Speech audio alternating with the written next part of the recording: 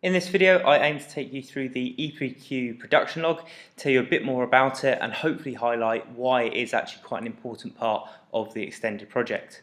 So the production log is basically the paperwork that the exam board asks for that you have to submit an EPQ. This is obviously AQA. So it's absolutely compulsory. You can't submit an EPQ without it. There's no point in going off and writing your 5,000 word essay or producing an artifact without having done the production log. And what it aims to do is to show the process that you're going through. So you're going to have your outcome, which will be your essay or your artifact or performance, but the production log lets you show your process. So how have you come up with your topic? How did you get to your resources? Why have your resources shaped your project? The time management you might have looked at, and any reflections you have. So it's the other side, it's almost the background to the EPQ. Looking here, and this is the marking, this is how you get assessed. So you've got AO1, which is management, essentially planning, that's worth 20% of your EPQ. You've got AO2, which is resources, your research, that's worth 20%. You've got AO3, which is develop and realise, that is essentially really, a lot of those marks come from the thing you actually produce. You come up with a title and an objective, develop and realise, have you developed that, have you realised it, have you been able to do that? That's worth 40%. And then you've got your AO4, which is your review. So being reflective, looking at whether your sources are any good or not, what are the strengths or weaknesses of your project, for example. So looking at those weightings, now, it's marked holistically. What that means is that actually any of the marks come from anywhere, and that does happen. Actually, what really happens when you come to the marking, lots of the vast majority of your develop and realise marks, they come from the thing you produce. So that's 40% of your marks. The other three, so the AO1, which is your planning, the AO2, which is your researching, and the AO4, which is your reflection, they together equate to exactly 60% of the marks. And actually, a good source for them is your production log. So what you end up finding is that actually 40% of your EPQ really comes from the thing you produce, and 60% comes from other bits, showing that you're able to plan, showing that you're able to research and evaluate your sources, and that you've thought of plagiarism, etc., etc. So what I'm saying is that your production log really, long and short of it, accounts for about 60% of your marks, because that's where these other marks are coming from. So that's why the production log is a really fundamental part of the EPQ. Next, we'll look at what you have to do and how you have to do it for your production log.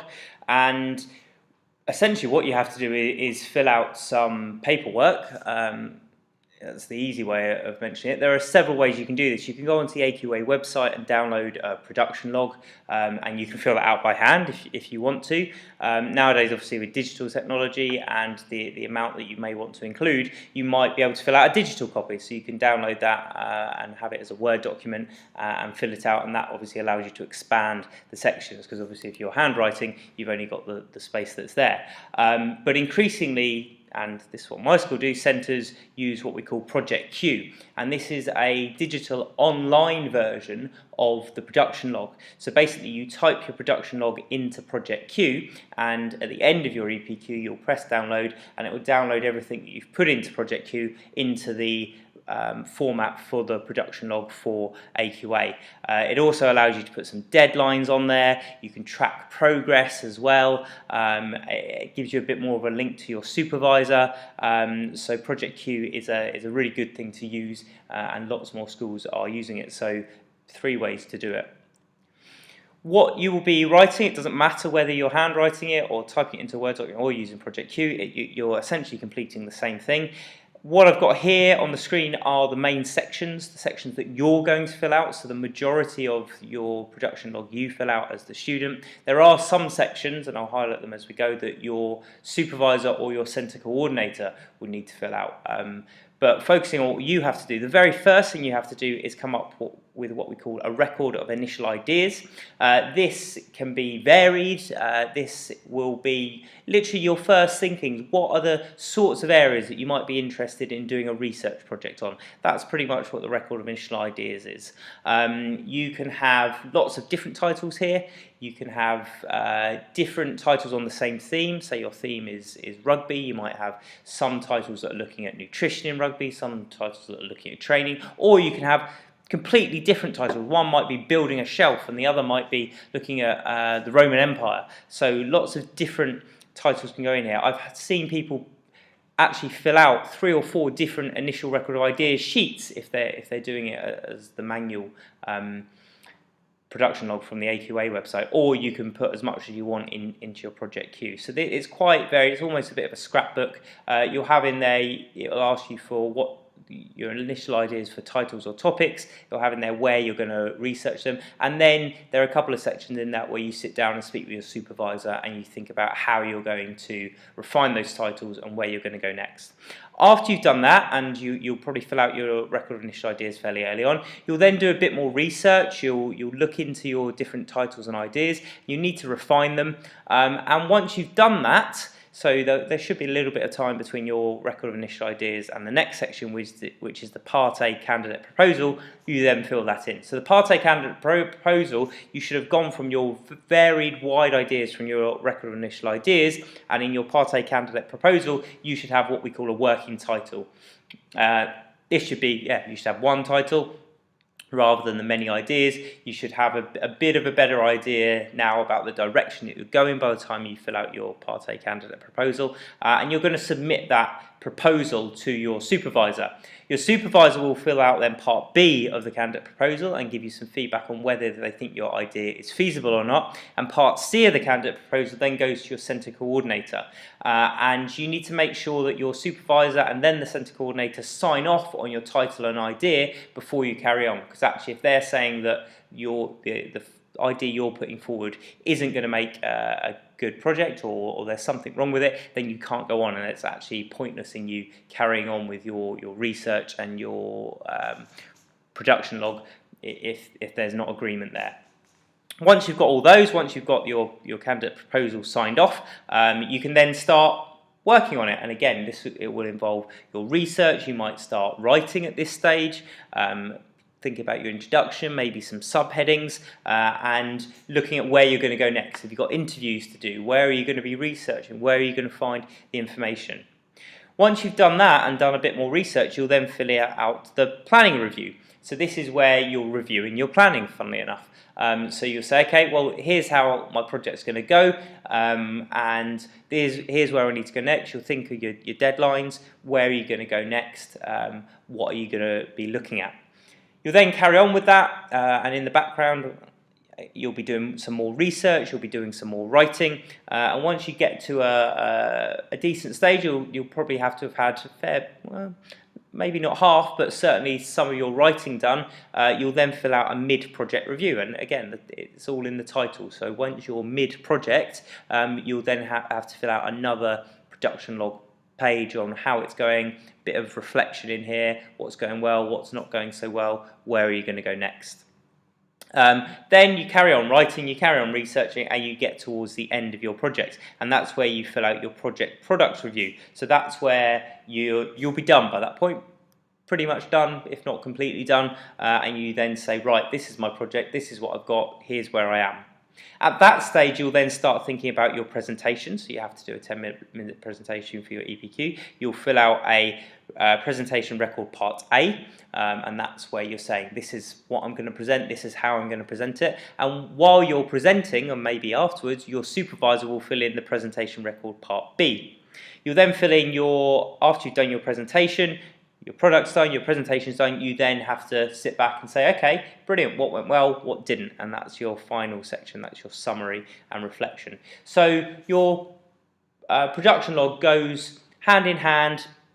As you're researching, as you're writing, time-wise, you should be filling them out at the same time, and there are certain milestones where you would fill out your production log. There are certain stages as well where your supervisor is going to need to contribute, so they physically fill out Part A, candidate proposal, they physically fill out presentation record Part B. Once you've handed everything in, there are then some other sections on your production log that they're going to fill in, such as the marks. There are other areas though, so such as in your record of initial ideas early on, your planning review, mid-project review, you will have meetings with your supervisor and you'll discuss how it's going and where you're going to go next. Your supervisor doesn't fill that out, you then fill out. There are sections on those pages for what you should then be filling out.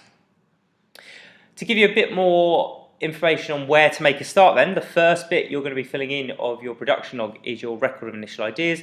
I went into a fair bit of detail on that a moment ago. There are 4 sections to your record of initial ideas. The first bit, it says my ideas for topic or title. So here you put your ideas for a topic or title. As I've already said, it could be really varied. You could have lots of different ideas, or you could have lots of variations on a theme. What I would say is that as a moderator, I would find it strange if you had one title that you put in your idea for a topic title and that carried on all the way through your EPQ, because that's just not how research works. You probably will have more ideas. So get everything you've thought of down onto this record of initial ideas, and you'll narrow down a bit later on. After you've filled out your idea for your topic and title, you then need to say, well, right, how are you going to take it the next step? Where are you going to go to find out a little bit more about this? Don't just put the internet or books in it, because that's not what we're looking for here. We need a bit more detail, and we need to know, well, where on the internet are you going to look? You might have already started your research, so put in there some examples of websites that you've looked at maybe.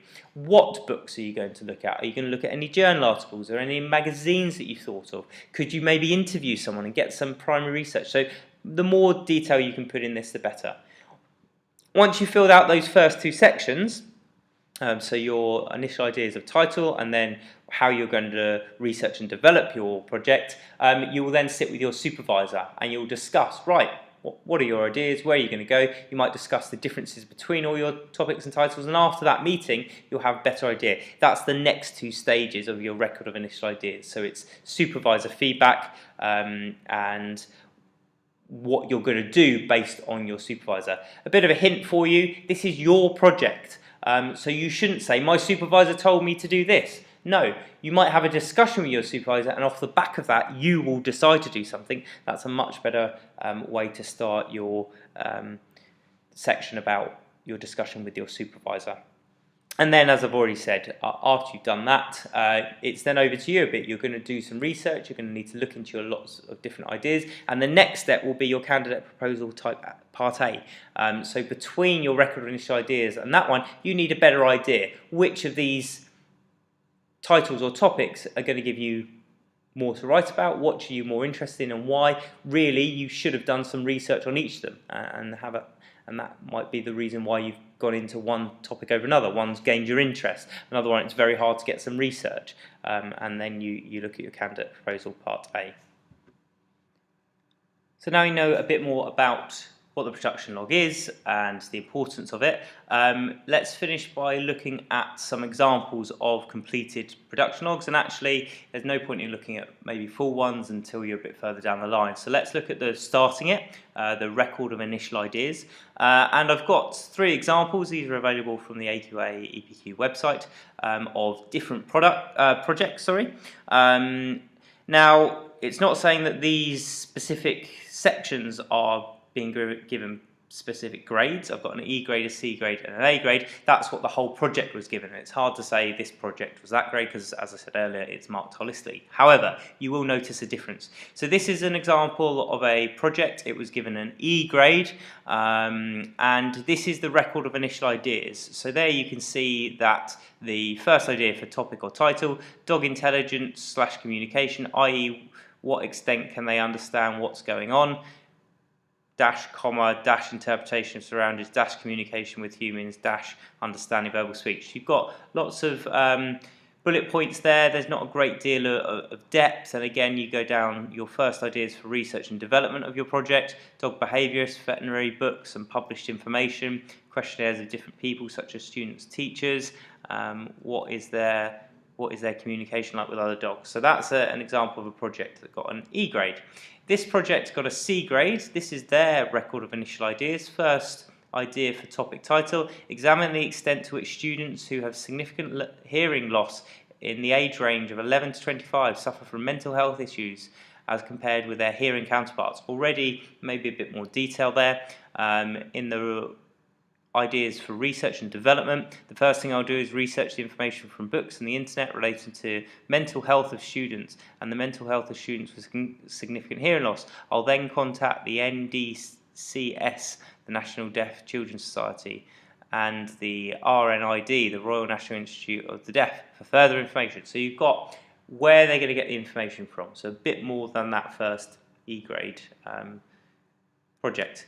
Lastly, then we've got an A grade one, and again you can just notice the amount. It's obviously quality and not quantity, but if you start reading through, you'll see that there is that first idea for topic title, the mindset of Myra Hindley portrayed in a dramatic monologue. The research, my first step will be to research an impartial biography of her life and consider the effects that some of the crucial events of Hindley's life would have had on her. You can just tell there that there's a bit more depth and thought gone into what this project is going to be about, where they're going to find the information, and where they're going to research it. And you can even see there some of the marking notes that have been made, AO1, AO2, AO3. So that should give you a bit of a flavour of how to start your production log, and that would be your next step. So you would obviously start at the beginning, the record of initial ideas. To start that, you'd need an idea or some ideas of topics or titles, and ideally you'd have already started some research, and that gets your EPQ off the ground. Once you've got that, and then you can continue on, you can do more research, you can fill in more of your stages of your production log.